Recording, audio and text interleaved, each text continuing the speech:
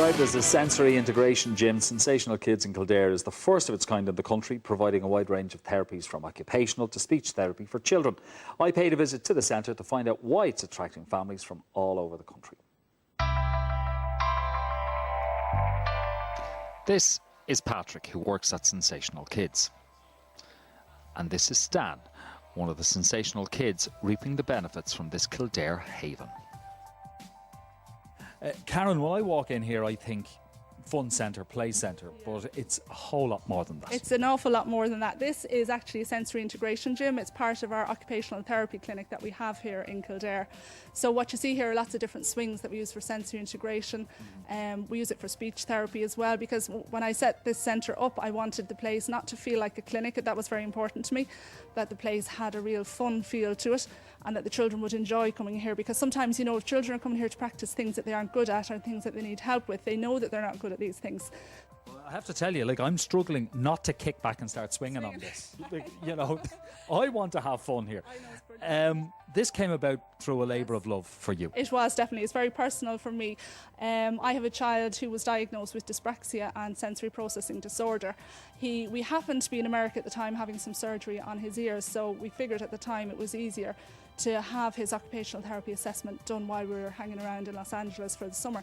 So we did, and we went to a place that looked something like this, and they did his occupational therapy assessment, and they said, okay, he needs occupational therapy twice a week for about 6 months and take it from there. So go to your nearest occupational therapy clinic when you get home and they can work with him. So we did that, but when we came back, we didn't realise there was nothing like this here. Right. So in the end, purely out of my own frustration, you know, the lack of services, the cost of private services out there, waiting lists with the HSE and things, we decided to set up our own clinic. So that's what we did. 4 years ago, we set up a registered charity. After 2 years of fundraising, we opened our doors with one occupational therapist. And at the time, I was a bit worried, you know, about whether the whole thing was going to take and whether we were going to have enough work for her and would we be able to sustain it. But it has snowballed now. We now employ 12 people. We see over 100 children a week. Well, they're coming from the northwest, the southwest and across the sea to see you. Children with what kind of needs are coming here? All needs. We don't refuse anybody. So we would see children of all ages, first of all, from babies right up to late teenagers, you know, from literally a few months old to 19 years of age.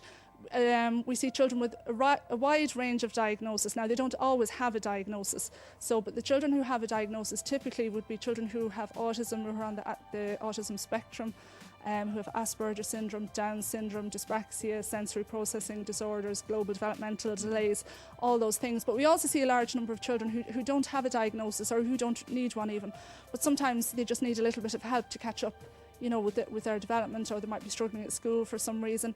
It might be attention, it might be concentration, it might be their handwriting, fine motor skills. There's a wide range of reasons why we see children here. So, but we don't exclude anybody. That's our whole ethos, is that we're a fully inclusive service.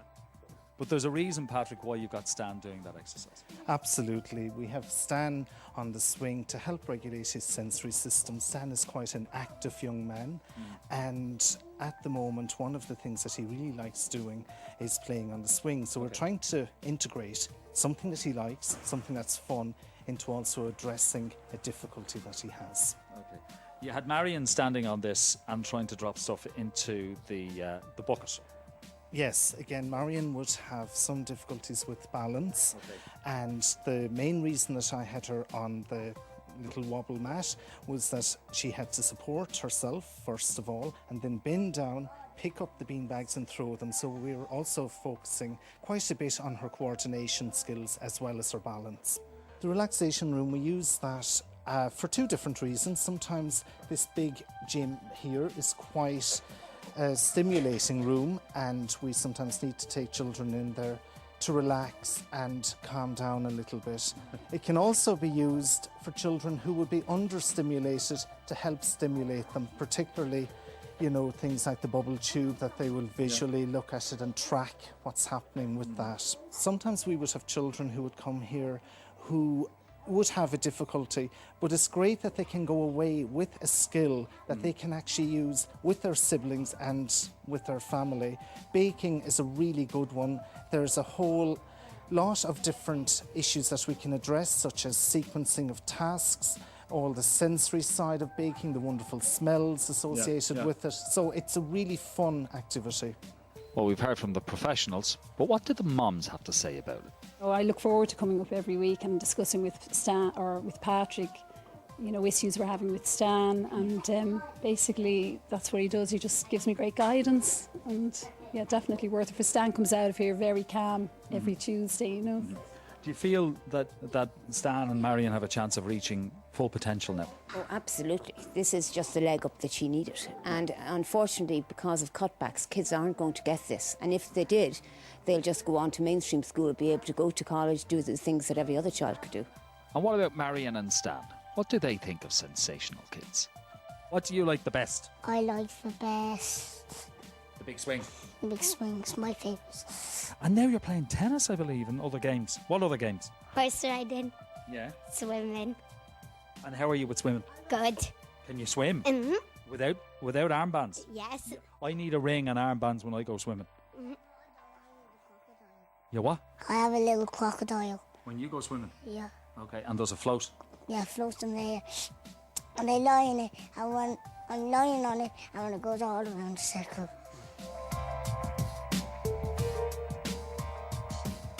It really is a fantastic place. And as Karen said, children who have been diagnosed with some kind of problem or some kind of difficulty can go there. But if your child, say, is having a trouble with anxiety or social skills or communication skills, you don't need a diagnosis to go there. And they don't turn anybody away. And the prices are really, really good. Naturally, there has to be a price on it. Yeah. And I think, generally, I think for occupational therapy, you could pay up to €100 for an hour.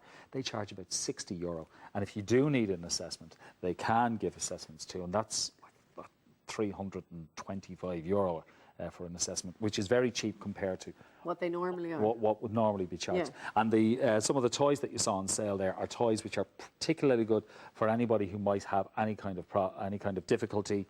And they have a shop at the front selling those toys. Okay. And all the money made from the sale of those toys goes back into offsetting the charges of the services. Brilliant. So, brilliant Great idea, idea. and we hope to see more of it around the country.